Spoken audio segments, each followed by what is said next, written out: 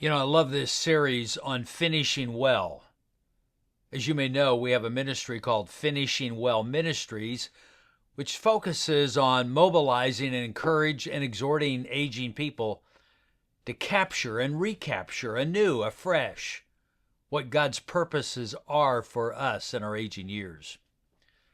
This series that we're doing right now, focusing on characters in the Bible and how they finished, is an important part or a byproduct of that ministry. Parenthetically, I just want to say it's important to learn the stories and people out of the Old Testament and the New Testament as well. As Paul said, they're here for our examples and learning. We want to learn from them. We want to learn the scriptures inside and out on how people lived, how people finished, how they dealt with the people in their lives, etc., etc. It's important. So how did characters in the Bible finish in the end of their lives? Like Crawford Lorit says, they're in your screen, don't let me drown in shallow water.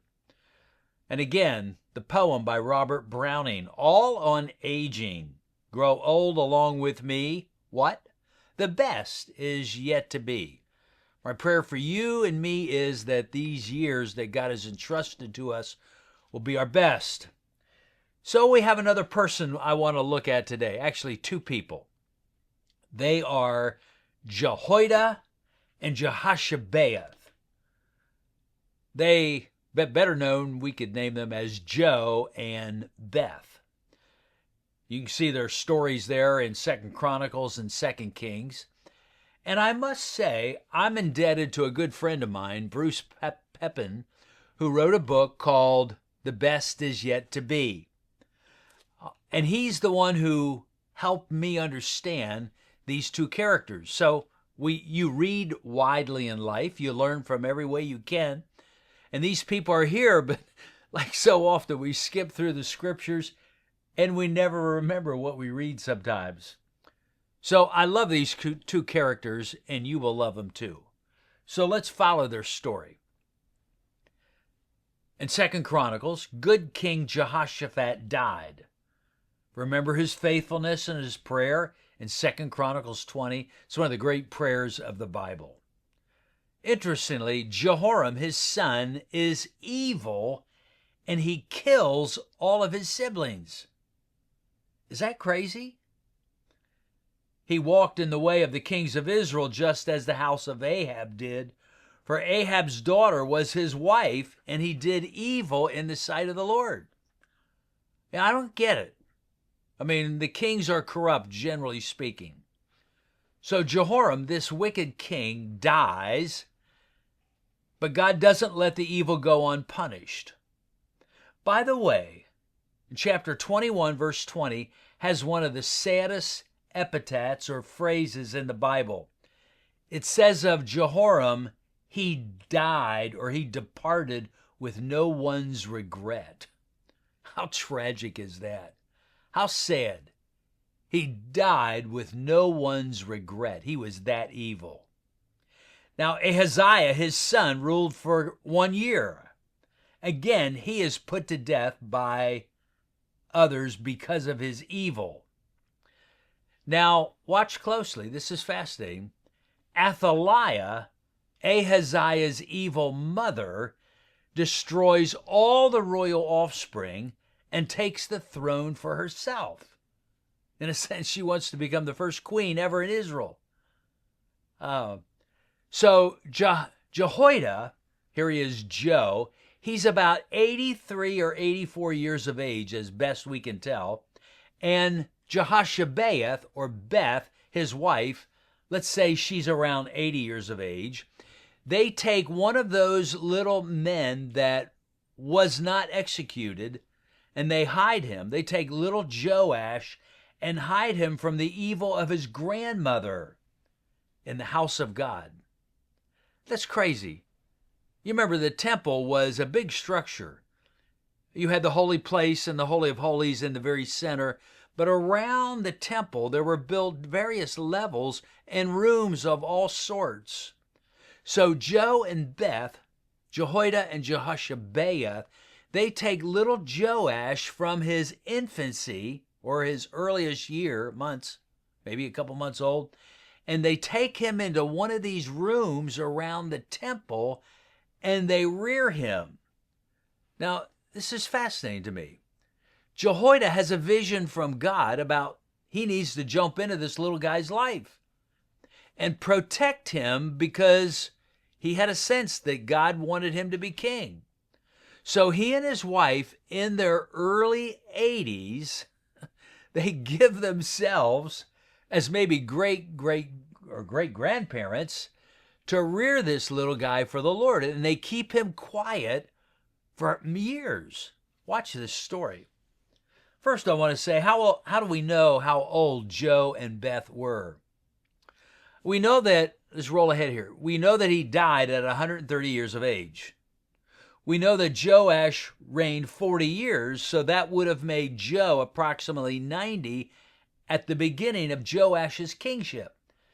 And he had him they brought Joash out at age 7, as we'll see, so that goes back to, let's say, 83.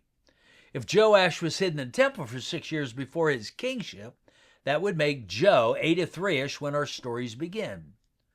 The scriptures do not give us an exact timeline for Beth, so we just arbitrarily make her a tad younger. So Joe, a priest, and Beth, the daughter of wicked King Jehoram. It's interesting how God raises up strong men or women of faith out of an evil background or out of an evil family. They carry a vision of God for 7 years until Joash becomes king. That means Joe is approximately 90 when Joash becomes king. I mean, here his ministry started, you might want to say, in terms of what it's recorded in the scripture, starts when he's 83, but now he's 90 when little Joash is brought out before the king. And they present little Joash, 7-year-old Joash, as king. The text says, then they brought out the king's son and put the crown on him and gave him the testimony and made him king. And Jehoiada and his sons anoint him and said, long live the king. So here's this little guy who they have raised. They also confront Joash's wicked grandmother, Athaliah, and they execute her. Remember that Athaliah's mother was wicked King Ahab's daughter. Now, let's pay the story forward. Joash reigns for 40 years as a king. And having served faithfully with a vision for God, Joe dies at age 130, near the end of Joash's reign.